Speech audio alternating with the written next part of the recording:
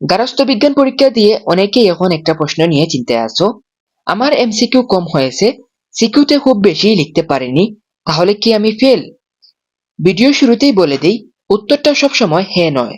কারণ গার্হস্থ্য বিজ্ঞান পরীক্ষায় পাশ করার নিয়ম অনেকেই ঠিকভাবে জানে না। আজ আমি অফিসিয়াল নাম্বার বন্টনের ভিত্তিতে খুব সহজভাবে দেখিয়ে দিব সিকিউতে পাশ করতে কত লাগবে, এমসিকিউতে কত লাগবে, ব্যবহারিকে কি নিয়ম, এবং শেষে অফিসিয়াল ডকুমেন্টও দেখাবো। আসসালামু আলাইকুম প্রিয় শিক্ষার্থীরা, তোমাদের সবাইকে স্বাগতম প্রজ্ঞা টুতে।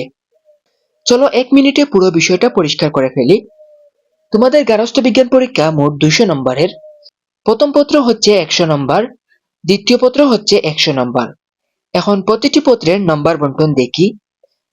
প্রতি পত্রে রয়েছে সিকিউ 50 নম্বরের, এমসিকিউ 25 নম্বরের এবং ব্যবহারিক 25 নম্বরের। এখন আসি পাশ করার মূল নিয়মে।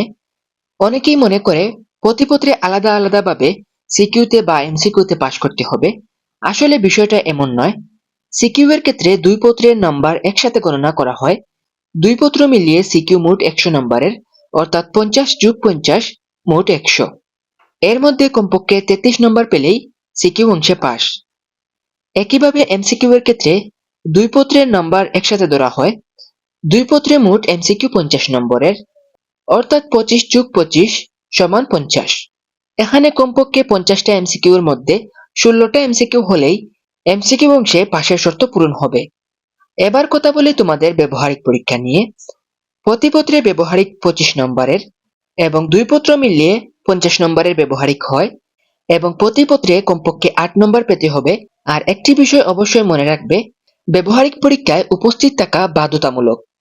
যদি কেউ ব্যবহারিক পরীক্ষায় অংশগ্রহণ না করে, তাহলে সে পরীক্ষায় উত্তীর্ণ হতে পারবে না। তাই ব্যবহারিক পরীক্ষায় কোনোভাবে মিস করা যাবে না। এখন হয়তো অনেকেই ভাবছো এই তথ্যের ভিত্তি কি। চলো এবার অফিসিয়াল নাম্বার বন্টনের পাতাটা দেখে নেই। এটি জাতীয় শিক্ষাক্রমের অফিসিয়াল নাম্বার বন্টন, যা 2017 সাল থেকে এখন পর্যন্ত কার্যকর রয়েছে।